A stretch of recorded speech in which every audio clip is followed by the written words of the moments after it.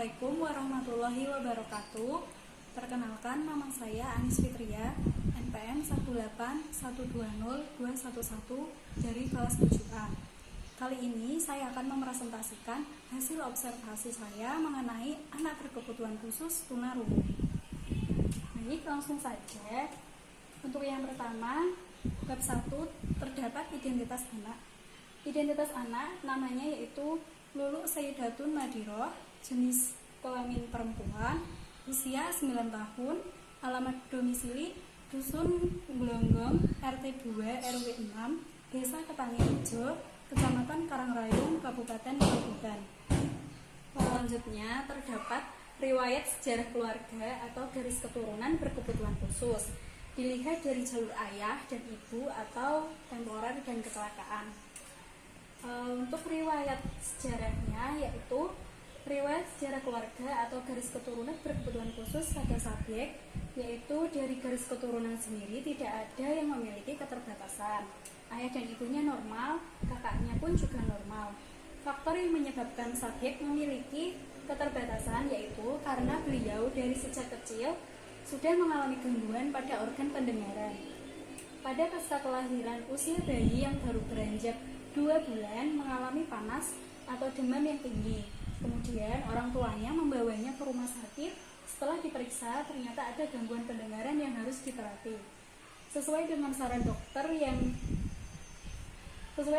dokter, orang tuanya pun setuju untuk memberikan terapi pada anaknya. Karena seringkali minum obat dan disuntik, subjek pun juga mengalami penurunan pertumbuhan atau pertumbuhannya tidak stabil. Di samping itu, subjek juga mengalami keterbatasan dalam bicara. Selanjutnya, bab 2 terdapat analisis perkembangan anak, terdiri dari perkembangan anak yang tidak sesuai dengan kenormalan usianya, yang kedua kebiasaan anak yang tidak biasa, dan yang ketiga ada jenis serta tingkatan ABK dan ABB.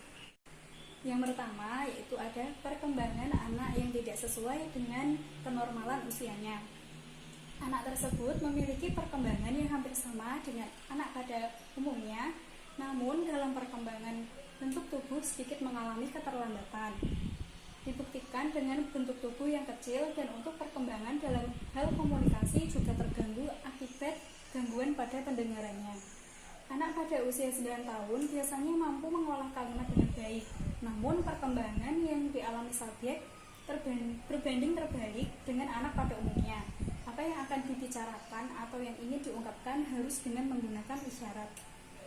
Selanjutnya, kebiasaan anak yang tidak biasa. Karena anak mengalami gangguan pendengaran atau tunarungu, anak memiliki kebiasaan menyendiri.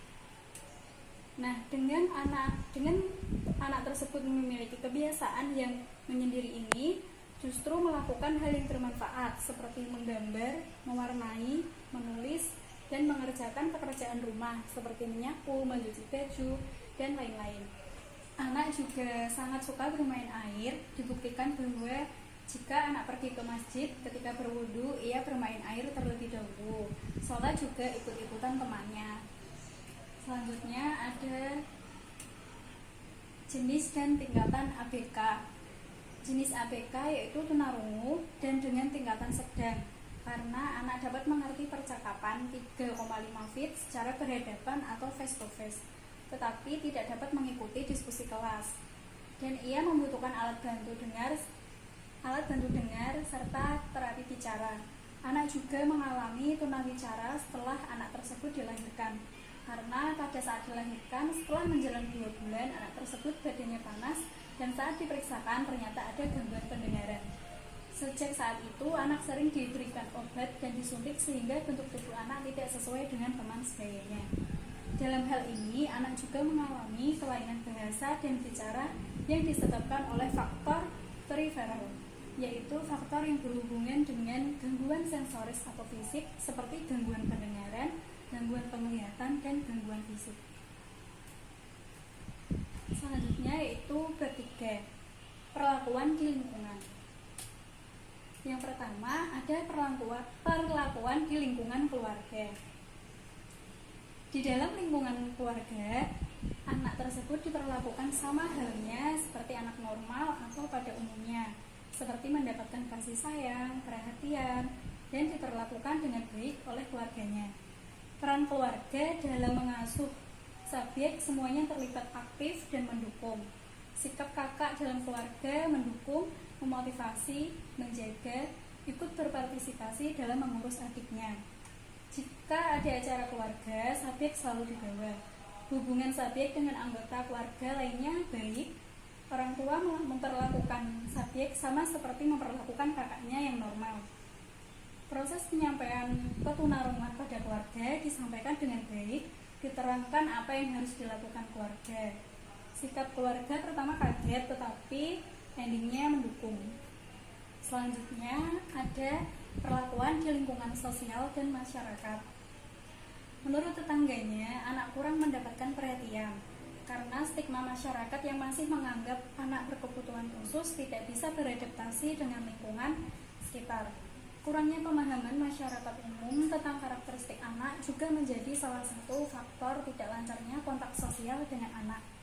Ketika anak bermain dengan teman sebaya, ada yang membeda-bedakannya atau membuli dirinya.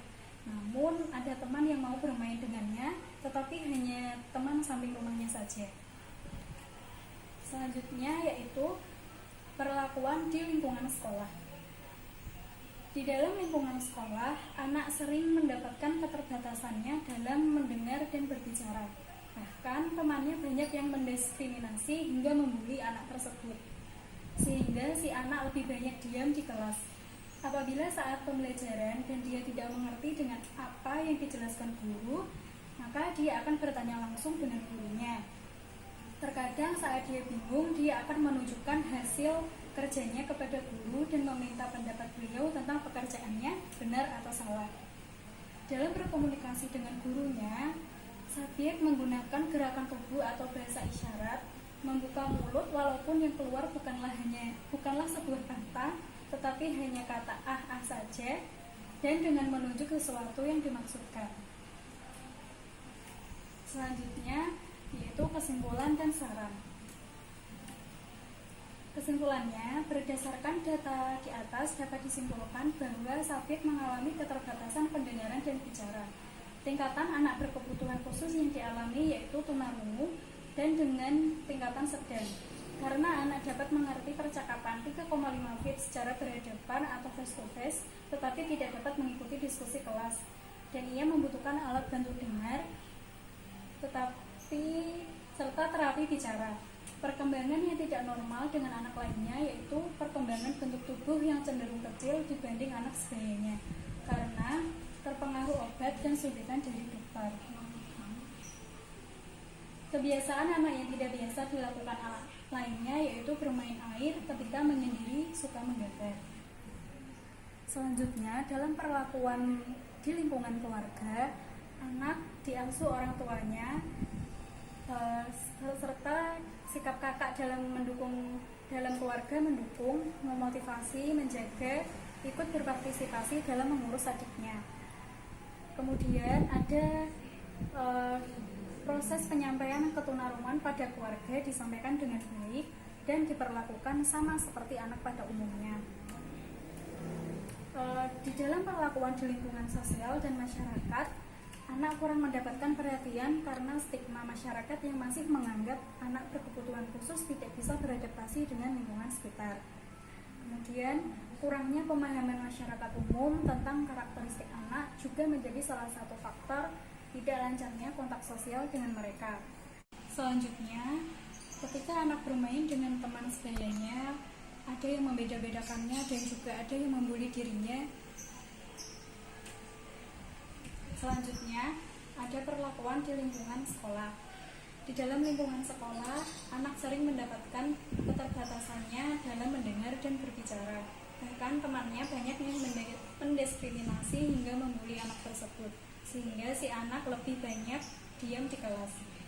Apabila saat pembelajaran dan dia tidak mengerti dengan apa yang dijelaskan guru, maka dia akan bertanya langsung dengan gurunya. Dan dalam berkomunikasi dengan gurunya, subjek menggunakan gerakan tubuh atau bahasa isyarat. Selanjutnya yaitu saran. Saran bagi orang tua, yang pertama mengasuh anak dengan baik, menerima dan mensyukuri apa yang Allah kehendaki. Yang kedua, memberikan semangat dan motivasi untuk anak agar bisa bersosialisasi dengan masyarakat luas. Selanjutnya, saran bagi lingkungan masyarakat. Yang pertama yaitu meningkatkan pemahaman yang lebih untuk karakteristik anak berkebutuhan khusus agar ketika kontak sosial atau komunikasi lancar. Yang kedua, mengubah persepsi dalam memberi tanggapan terhadap anak tunarungu agar mereka memahami bahasa yang anak tunarungu gunakan. Selanjutnya, bagi lingkungan sekolah. Sarannya untuk meningkatkan proses pembelajaran yang optimal di Sekolah Dasar Negeri 1 Kertanyarejo, sarana dan prasarana untuk menunjang proses pembelajaran perlu ditingkatkan, terutama yaitu mengenai alat peraga atau media pembelajaran agar